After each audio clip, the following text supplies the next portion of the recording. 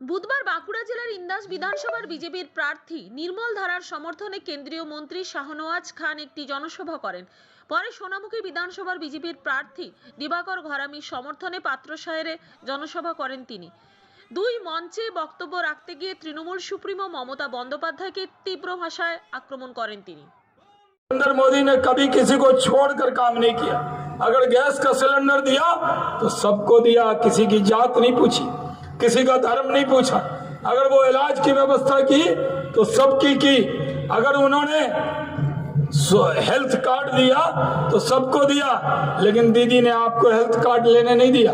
अन्य राज्यों में कश्मीर से कन्याकुमारी तक अगर कोई बीमार हो जाए और उसको इलाज के 5 लाख 6 लाख की जरूरत हो तो उसको किसी के सामने हाथ फैलाने की जरूरत नहीं। नरेंद्र मोदी देंगे।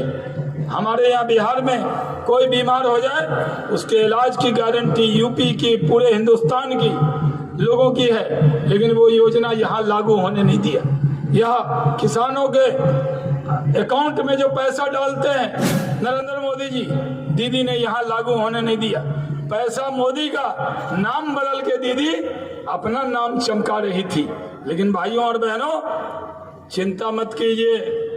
ये दीदी जो नीला नीला रंग करती थी, ये भगवा भगवा होने वाला है, चिंता मत कीजिए। अब जो है बंगाल की जनता ने मन बना लिया, 2 मई के दिन ही दीदी विदा होगी। अब दीदी को बहुत दिन आपने देख लिया। पहले आपने लाल झंडे वालों को देखा, आपको लगा बदलाव चाहिए, परिवर्तन, असली परिवर्तन अब होने वाला है। दीदी आजकल बीजेपी को सांप्रदायिक कह रही। जब बीजेपी के साथ थी तो बीजेपी बड़ी अच्छी थी। अटल बिहारी वाजपेयी के साथ जब दीदी रेल चलाती थी तो अटल जी के मंत्रिमंडल में मैं हवाई जहाज चलाता था। दीदी रेल की मंत्री थी और शाहनवाज हुसैन हवाई जहाज का मंत्री था। तब तो बीजेपी बड़ी अच्छी थी, तब तो बीजेपी सांप्रदायिक नहीं थी, तब तो शाहनवाज बहुत सांप्रदायिक नहीं था। आज दीदी कह रही है कि अमीनुल हक, मोहर अली और शाहनवाज हुसैन और सुजीत जी की पार्टी सांप्रदायिक हो गई। तब तो हम बहुत अच्छे थे। जब रेल छुक छुक गाड़ी पर दीदी बैठी थी तब बीजेपी बड़ी प्यारी लगती थी। पहली बार कैबिनेट मंत्री अटल बिहारी वाजपेयी ने बनाया। राजीव गांधी जी ने तो उनको खेल का मंत्री नरसिम्हा राव ने छोटा सा मंत्री बनाया था। लेकिन दीदी तो इम्पोर्टेड वोटर भी चाहती है। वो चाहती है बांग्लादेश से ले आऊं, वो चाहती है कि रोहिंग्या को ले आऊं। दीदी वोट बांग्लादेशी नहीं देने वाला, रोहिंग्या नहीं देने वाला, वोट तो बंगाली ही देगा।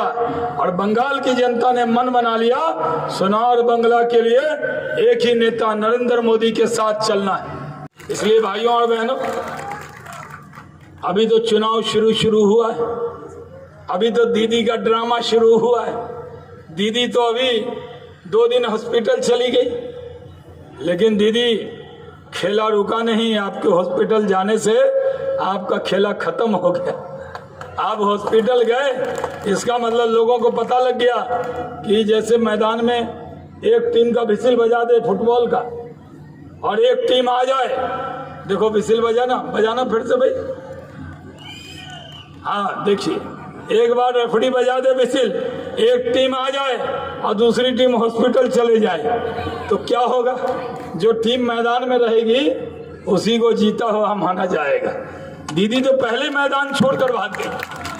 और यहीं के चीफ सेक्रेटरी ने, यहीं के प्रशासन ने चुनाव आयोग को लिख के दिया कि इन पर कोई हमला नहीं हुआ है, इन्होंने नाटक किया है, ड्रामा किया है। बंगाल के अंदर परिवर्तन तय है, असली परिवर्तन होगा। बंगाल के लोगों ने तय कर लिया है कि टीएमसी को भगाना है और बीजेपी को लाना है। भारतीय जनता पार्टी की आंधी चल रही है। हम 2/3 बहुमत से बंगाल के अंदर चुनाव जीतेंगे। जिस तरह की भीड़ आ रही है, प्रधानमंत्री की सभा में ब्रिगेड में आई थी, हम लोगों की सभा में जिस तरह का रिस्पांस है, ये साफ है कि बंगाल में अब टीएमसी के लोगों को अपनी पैकिंग कर लेनी चाहिए, बुढ़िया बिस्तर बांध लेना चाहिए। टीएमसी जाने वाली है और बीजेपी आने वाली है। फ्री एंड फेयर पोल होगा, कोई भी गुंडागर्दी नहीं चलेगी, हर बूथ पर मतदान हो, ऐसा हम लोगों ने चुनाव आयोग से कहा है। जिस तरह की अपार भीड़ आई है, ये हमारे उत्साह को बढ़ाती है कि बंगाल के अंदर भारतीय जनता पार्टी का परचम लहराने वाला है और टीएमसी जाने वाली। अपनी माटी अपना देश, मैं तो पूरे हिंदुस्तान में प्रचार करता हूँ, केरल भी जाऊँगा, तमिलनाडु भी जाऊँगा, आसाम भी जाऊँगा। क्या टीएमसी बैन लगा सकती है? और इसलिए हम तो कश्मीर में कमल खिला के आ गए थे और दीदी से परमिशन की ज़रूरत है। बांग्लादेश और रोहिंग्या के लिए तो बड़ा हमदर्दी है और हम लोग आ जाएं तो बड़े भारी हो गए। दीदी बोल रहे हैं कि हमने थोड़ी कहा था व्हील चेयर पे आओ। दीदी तो व्हील चेयर पे बैठी। बंगाल की जनता सब जानती है कि दीदी अपनी गाड़ी से चोट लग गया, रिपोर्ट गई चीफ सेक्रेटरी की। इससे बंगाल की जनता को बड़ा दुख है कि दीदी इस तरह से गुमराह किया बंगाल की जनता को। उसने बोला एक खेला होगा, खेला से पहले ही खेला से भाग गई दीदी।